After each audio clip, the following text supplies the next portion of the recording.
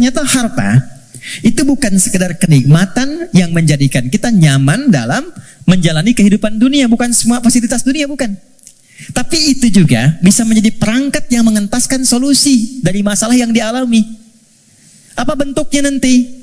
Ada skema infak, ada skema zakat. Teman-teman hati-hati dengan zakat ya, karena sangat sensitif. Anda sengaja tidak berzakat, maka jadi racun hartanya. Bisa merusak kepada yang lainnya. Itu. Apalagi terwariskan nanti. Jadi makanan dimakan oleh anak atau siapapun, ya harus hati-hati. Infak, itu nilainya tinggi.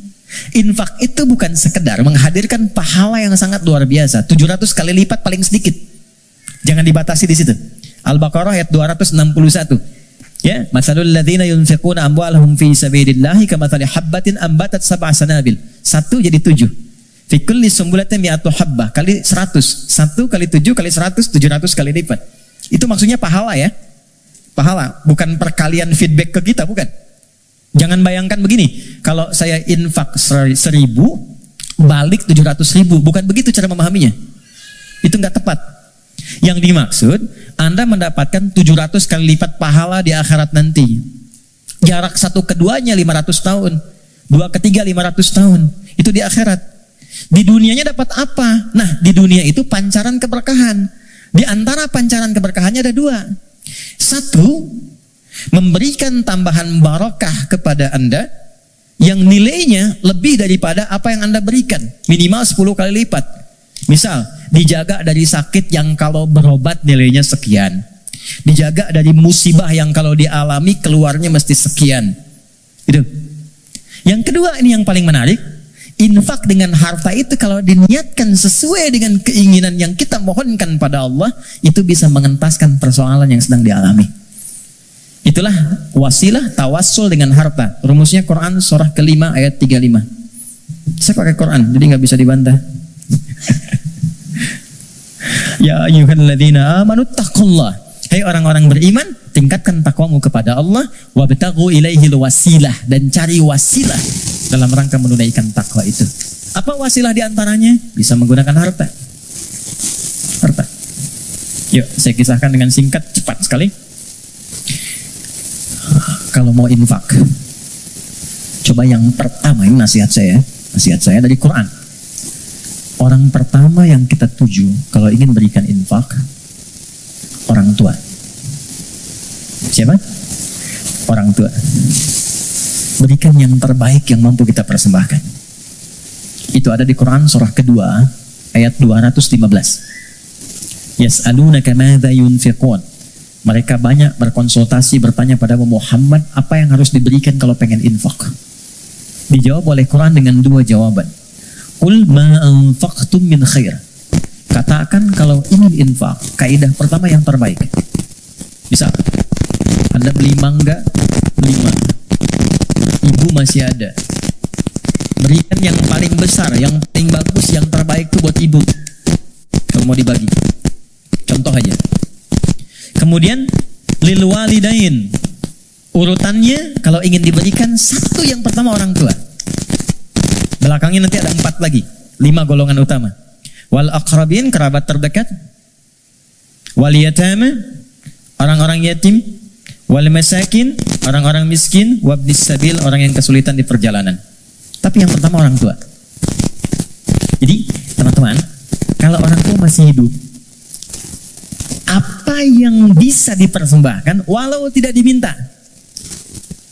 Sedang ada masalah misalnya kan, mohon kebaikan pada Allah, bikin makanan datang pada orang tua, minta doanya. Ini sederhana tapi dalam, minta doanya. Ada kitab namanya Al-Adabul Mufrad karya Al-Imam Al-Bukhari. Dikisahkan seorang berkonsultasi pada Ibnu Abbas radhiyallahu taala anhuma, pengen taubat, dosanya banyak. Apa jawab Ibnu Abbas? Ibu masih ada nggak? Ada katanya. Udah, pulang aja, berbakti pada ibumu. Sayangi ibumu, buat beliau merasa senang terus. Nanya lagi orang ini, kenapa mesti ibu? Kata Ibnu Abbas, saya tidak pernah mendapati di Quran dan keterangan Nabi yang terbaik dari bakti kepada ibu untuk mengentaskan semua masalahmu. Dan ibu nggak ada batasnya. Cari. Termasuk saya sekarang gitu. Saya kalau mau belajar itu saya niatkan. Ya Allah, untuk memuliakan ibu, masih hidup. Dan mohon pahala diakhirkan pada ayah untuk menerangi di alam kuburnya. Dan selalu bertambah kebaikan-kebaikan itu. Tambah. Satu. Jadi infak. Ya. Coba usahakan ya. Dan gak usah terlalu pengen dilihat dunia. Keluar jam 3, setengah 4. Lihat yang nyapu. Yang lagi dorong makanan tuh. Yang dari semalaman bekerja. Pernah nggak teman-teman kalau keluar gitu? Kadang-kadang ada yang dorong sampingnya masih murojaah, ada yang masih sholat. Saya sering nangis tuh lihat, ya Allah, ya orang udah banyak praktek, kita banyak ceramah. Ya, udah datang. Kita cuma sampaikan nitip ya, itu baru lihat aja sudah nangis. Ya Allah, terima kasih Pak. Ya Allah, mudah-mudahan Bapak rezekinya lancar ya Pak, sehat ya Pak. Mudah-mudahan semua keluarganya baik-baik ya Pak. Itu ya Allah. Memberi sedikit tapi dapatnya banyak gitu. Itu berharga banget. Yang terakhir Quran. Walladzina yu'minuna bima unzila ilaika wa ma unzila min qablika. Nah, dekati dengan Quran. Ya, saya lihat banyak anak-anak tuh ya. Dekatkan dengan Quran. Walaupun anak-anak yang belajar Qurannya, antum akan dapat berkahnya. Akan dapat kenyamanannya, ketenangannya. Coba tuh, yang di RKM tuh, ya, yang meluangkan waktu dan sebagainya. Memang awalnya lelah, capek, tapi ketika nggak ada libur, ada yang hilang tuh. Nanti ada kenyamanan, ketenangan, kebahagiaan, apalagi pas wisuda dan sebagainya. Tapi yang paling ingin saya sampaikan, ini sudah nyata. Kalau Quran sudah ada di lingkungan kehidupan, maka rumahnya jadi cahaya, ketenangan akan datang. Saya pernah diminta kedutaan Saudi 2018 untuk menjadi Amirul Hajj. Berangkat, mimpin rombongan. Saya kira siapa hampir 500 orang. 2/3 anak-anak kecil penghafal Quran. Ternyata yang digendong bapaknya, ibunya, temannya, gurunya. Yang hafal Quran anaknya, bapak ibu yang nabung bertahun-tahun, puluhan tahun, nggak keluar itu dan kuota nggak dapat, itu berkahnya lewat anaknya. Ada di Jakarta itu di Kemang, disebut nama lah. Ada Fitra namanya. Orang mengatakan terbatas. Bicara lambat, pergerakan, gak bisa jalan, ya normal begitu. Tapi dia menghafal Quran. Setoran. Berapa ayat? Yang paling menarik, Allah titipkan. Dapat hadiah umrah. Berangkat dengan ibunya. Ibu udah nabung, udah segala rupa. Gak punya biaya. Demi Allah, sampai di Madinah. Sampai di Mekah. Dari sejak Madinah sampai tawaf di Ka'bah itu, di Mekah. Ibunya gendong anaknya. Padahal sudah kami kirimkan santri dan juga mutawif untuk gendong itu. Ibunya nolak, enggak. Bu, ibu kan yang mengandungnya, udah bawa dia. Kenapa sekarang masih digendong juga? Justru saya bersyukur kepada Allah dengan adanya fitrah ini. Dialah yang telah membawa saya ke sini. Maka biarkan saya menggendongnya sebagai syukur saya kepada Allah. Ya. Jadi jangan melihat anak Anda punya kekurangan. Gak ada, anak itu semua istimewa. Jangan lihat fisiknya, jangan lihat perilakunya. Ada keistimewaan yang Allah titipkan di dalamnya. Boleh jadi keberkahan itu di anak Anda, solusi itu di anak Anda. Bukankah Anda kadang punya masalah, lihat anak jadi tenang lagi? Pulang dari kantor lihat anak merajaah, anak menunggu, anak memanggil, Anda ceria lagi. Dekatkan mereka dengan Quran. Gak ada yang paling indah kecuali Anda pulang dari pekerjaan, dibuka anak Anda yang 4-5 tahun tiba-tiba mengatakan amma yatasa'adun anin naba'il azim. Anda lihat dari belakang. Demi Allah, kecuali Anda mengejarnya, nunggu di belakang, Anda peluk dia dan keluar air mata itu. Gak ada yang paling indah. Dan itu mahal. Apalagi ketika anak Anda telepon, Papa, dia gak bisa berkata-kata. Kenapa nak? Aku telah selesai hafalan 30 juz. Udah, kontrak sebesar apapun gak akan bisa membeli itu. Jatuh Anda sujud, kharru sujada, sujud.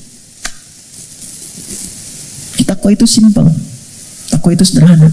Wabil akhirati hum yuqinun. Jangan larut dengan masalah dunia, ya, sehingga menjadikan Anda meratap dan Anda tidak move on dengan kehidupan berikutnya. Ini sebentar, bukan cuma Anda yang punya masalah, orang lain punya masalah juga. Apakah kebahagiaan yang banyak di masa lalu menjadikan Anda lupa dan habis dengan kesulitan yang hanya sekejap di masa kini? Ada masalah baru 5 menit, Anda hidup udah 50 tahun. Anda lupa dengan kebahagiaan 50 tahun, sehingga habis dengan masalah yang 5 menit. ingat kita akan pulang. Kata Allah, bil akhirati hum yuqinun. Ya, yakin dengan akhirat. Kalau nggak dapat di sini, di akhirat pasti diberikan. Maka ayat kelimanya, orang yang mampu menerjemahkan takwa dengan kiat-kiat tadi, ulaika ala hudam mir rabbihim wa ulaika humul muflihun. Maka ia akan selalu lekat dengan petunjuk dan lindungan Allah, dan kebahagiaan melekat dalam titian kehidupannya. Maka kita teruskan, kembalikan, dan kita akhiri dengan Quran surah ke-65 di akhir ayat kedua, di awal ayat ketiga yang sudah dibalik tadi di belakang. Yang kita katakan, wa may yattaqillaha yaj'al lahu makhraja. Semakin takwa ditingkatkan, salat naik, infak bertambah, kepada orang tua baik, Quran ditambah, sehari 1 ayat jadi 10 ayat, 1 halaman, 1 juz. Yakin dengan akhirat, yaj'al lahu makhraja. Terakhir, wa yarzuqhu min haitsu la yahtasib. Bahkan nanti pada titik tertinggi, rezeki pun Allah antarkan tanpa sulit dia mencarinya. Sekejap datang. Saya tutup, wa may yattaqillaha yaj'al lahu min amrihi yusra. Kalau sudah semakin tinggi takwanya, maka diringankan semua ujian hidupnya. Bukan gak punya masalah. Ingat, bukan gak punya masalah. Tapi setiap akan dialami, diringankan dulu sehingga dia merasa seakan tak ada masalah. Padahal dia menghadapi hal yang sama. Ada 2 orang berhadapan dengan persoalan yang sama. Yang satu nggak ada masalah, yang satu merasa sulit. Kenapa? Karena yang satu sudah mendapatkan keringanan dari Allah Subhanahu wa Ta'ala.